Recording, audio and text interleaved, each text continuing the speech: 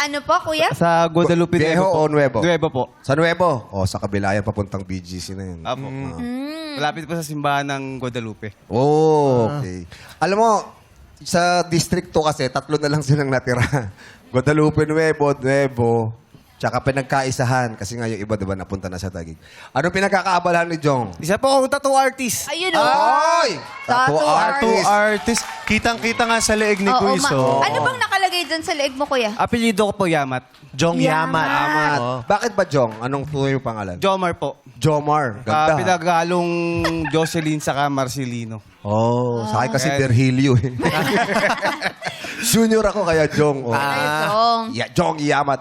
Ano yung may pwesto ka sa ano? Sa... Yun nga po, kakasarado lang po ng pwesto namin. bakit? Yung boss namin pumunta ng Japan. Ay. Naku. So ngayon po, paano niyo po pinagpapatuloy yung pagtatato? Home service, minsan referral ng mga dati ko na natatuan, sa bahay ko na lang ginagawa. Tapos yun, minsan kapag kunyari may tumatawag na ibang shop sa akin, yun, nakikipwesto ako. Pero pwede ka rin ano, parang on call. On call, On-call din. home service po. At least may sarili ng gamit si Kuya Jong. Yes. Tsaka meron na siyang mga clients na sinishare yung salita na, oh, pag gusto nyo magpatato kay Kuya Jong. Oo, ganun po. Word of Referral lang mouth. po. Ito gusto ko lang maano, bilang isang tattoo artist, lahat ba ng mga natatuan mo naging masaya? Kasi yung iba nagsisisi. Oh. Di ba? Yung isa, bakit yun natin tattoo? Di ba nga si Chang? Siguro meron po yung siyang mga, yung mga 1 or 2 years ko po na nagsisimula pa lang ako. Pinag-practicean mo sila. Wala, kuya! Di ba Ngayon, marunong? 18 years na ako nagtatato eh. So, Dito ka mamahulog. medyo okay na po. Okay na yung kamay mo. So okay yung po. mga nauna mo, First yung napag-practicean Yung mo. mga, nagsimula yun sa mga close friends ko eh. Yung mga tambay sa labas. Anong unang tattoo na ginawa mo? Yung pangalan ng ng mga jowa-jowa nila. Ngayon, kinover ko na ngayon eh. Kinover up Kinover na. mo na. Dahil? Wala na sila. Nag-break na. Yun. Yun pala yun. Marami mga nagsisisi. Meron pa nga- Nagpatatos ng pangalan ng boyfriend-girlpend nila. Tapos nagkahiwalay. Meron pa nga dalawa sila.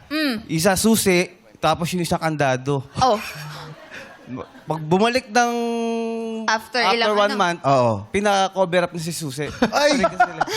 Kasi nagkahiwalay na. Naghiwalay na sila. Mas mahal naman kasi magpa-laser para patanggal Tama naman. tattoo. Patungan Ipapa-cover mo up na mo na lang. lang. Anong pinalit? Posas? Ang ginawa ko po, itak. pinta ko muna. Itak na yun. Nag- Parang ikaw feeling ko. Ganun ba magawa mo? Hindi, wag. Ginawa ko po siyang rosaryo. Ay, Ah, maganda oo. naman yun. Artist naman. Parang, pag-pray mo na lang. Ano, no? Magkaroon siya ng divine intervention. Oo, kasi baka wala lalagyan na sungay eh. Mas Rosario. Magalit. Pero, Sige. Pero kuya, dun sa mga tinatuan mo, saan ba pinakamasakit na magpatato? Sang parte ng katawan? Ayan. Sa ribs po. Madami pong nasisirang pangarap dito eh. Hay!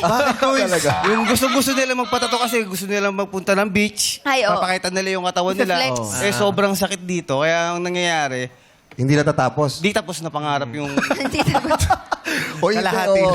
alam ko talaga dito kasi bukod sa may mga buto, manipis yung balat. Saka sensitive po talaga dito sa Oo. part na to.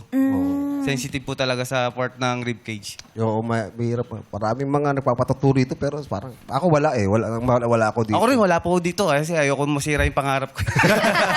Tama naman. Oo. Sure lang tayo. Oh, gusto ko malaman ano yung pinaka-weird na tattoo na anuhan mo? Ala, may secret sila. Pwede naman siguro, part lang naman yun eh. Sa malapit sa sa tuhod. Hindi, sa ano? Sa, Ano? sa bikini area ba? Oo, yun, bikini area. Yan dito sa mga babae kasi dito Oo, sa may yeah. bewang. Oo. Anong pinatato doon? Pangalan po ng jowa niya, dun mismo sa singit niya. Ikaw na nga, sinabi na kami bikini area. Ayaw ba yun? Sorry. Okay lang Pero naman part yun. lang naman yun, part lang naman. Pinatato niya. Oh. Apo. Pina-cover up din. Nagkahiwalay din. Hindi naman pumalik sa'yo. Hindi na po kami nakita. Hindi na kayo nagkita. Hindi na po kami nakita. Baka naman, sila pa. Yes, Oo. oo. Successful relationship. Ano to? Babae, lalaki? Babae po. Bikini area nga. Oo. Bikini area. Balik ko naman yung lalaki. Bikini rin naman. Pwede.